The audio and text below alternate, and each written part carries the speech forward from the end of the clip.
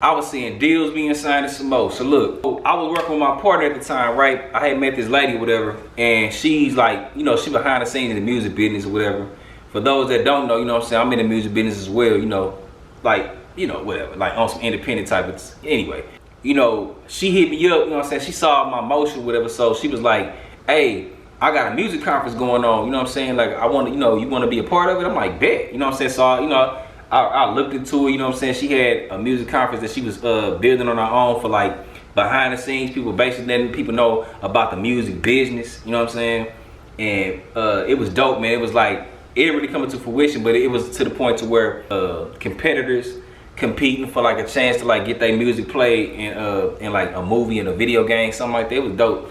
But anyway, so we had to do like a lot of promoting in DC. A lot of the panelists that was on the conference was in DC. You feel me? So she was like, look, Coop, I'm finna go ahead and book this little flight to DC. You wanna come? I'm like, for sure. Say no more. So boom, she booked the flight, you know what I'm saying, cashed out for me, you know what I'm saying. So bam, we off to DC, right? Boom. Had a little B&B in Virginia, whatever. So about being behind the scenes, she know a lot of people. I say a handful of people, you know what I'm saying, and knew how to the movers and shakers, I say that. So she basically, you know what I'm saying, blessed me with her like her connections and stuff like that. So bam, we out there, and so we out, bro. We was traveling for a minute, you know what I'm saying. We was chopping up with some people. We ended up going to this this media place or whatever. That's pretty much where all the media is at in DC. So the radio station for like DC radio, then where they shoot like the news at, you hear me? Then they was sitting there editing everything. I'm talking about they was editing, yeah, Atlanta Housewives, all these reality shows, bro. I'm sitting there watching them edit them. Like, damn, you hear me? Like all of these little big screens or whatever. I'm like, man, this shit dope. So they doing that, right? You know, we just getting a tour of the whole situation. So boom, so the owner of the whole little joint, he came out real dude, like this how I'm like, yeah, this dude smell like he a millionaire. You know what I'm saying? You could just pick up on his energy, like, yeah, dude, like really, like he up there. So boom, we get to chop it up or whatever. Well, he chop it up with his peoples. So he's like, yeah, you know, we about to go to this little club, you know, we about to get us a little bar. You know, y'all welcome to come. I'm like, okay. Bang, so me and the homegirl, we end up sliding up there. We took an Uber, I think. Yeah, we took an Uber up there, boom. So we go up in there, whatever. They like, yeah, you know, meet us up there on this top bar, whatever. And the bar was called the Oyster Bar, you know what I'm saying, in DC. So bing, we go up there. So boom, we sitting around, you know what I'm saying, we chilling. And, you know, we just in there ordering food, you know what I'm saying. I go up there. We meet the owner of the bar. You hear me? He like, oh, what's going on, man? When we chop it up, like, I hope y'all have a good time. You know, let me know how the food is. I'm like, that's what's up. So he like, you know, I'm like, so I'm looking at like, bro, that's you? He like, yeah. I'm like, oh, that's what's up, bro. You know, so we chop it up. So bang, we get up there and we chop it up with the people. We chop it up with one of the panelists there, right?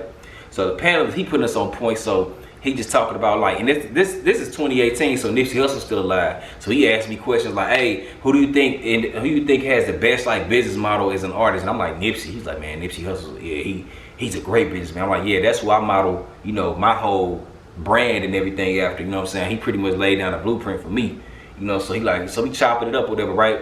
So he was just talking about all the deals he made, all the deals he had, you know what I'm saying, pretty much negotiated, the deals he had put in place for other artists and stuff like this. So, you know, I was really sitting back just soaking up game, right? So then bang, right? So the chef come out. You know what I'm saying? So he like, hey man, you know what's going on? So the chef like, oh man, what's going on? I'm like, so after that, as we talking, right, I done had some chicken, I done had some of the food already. So I'm like, this shit fire. So when I see the chef, I'm like, what's up, bro? Like, hey man, you the reason why this food tasting this good? He smile like, yeah, you know, da. So he walk off, whatever. So he walk off, and then when he walk off, the other guy that was at the dude who owned the whole little media station or whatever, he come back. He in the back talking to like two white dudes. So I'm like, okay, so they talking, whatever. And then they get to talking, they in the corner, woo. They talking, boom. So then they talk to the chef, right? They talking to the chef doing what he do, they talking, woo. Next you know, they all shake hands, boom. And then next you know, I just see the dude walk off with the white man, they talking on the steps, and they like, yeah, you know, it's gonna be on my desk Monday, da. That's all I heard, you know what I'm saying? So I wasn't really trying to ear hustle like that, but I was like, whatever. So bang, they walk off, so then boom.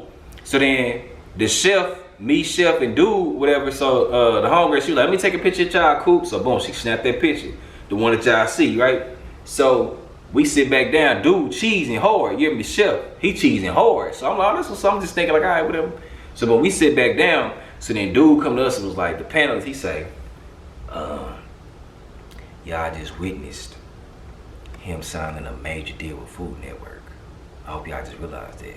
I'm like, what? For real? They're like, yeah. I said, that's why he cheesing like that. And like, yeah. So he just signed that deal, and I was just like, bro, are you serious? So Dude steady cheesing, steady cooking. You heard me, just walking around, just like enjoying life. You heard me? He just looking like $1 million, literally. You know what I'm saying? I don't know the deal, so I ain't finna say it like that. You know, don't quote me. I'm just saying he's just looking like he just cashed out on something. So I'm like, hey, that's what's up, you know. So fast forward, you know, I ended up seeing him on VH1. You know, then I ended up seeing him being James Harden's personal chef in Houston. You hear me? Now he got his own show somewhere. So it was just like, it was wild for me to be there and see that. You feel me?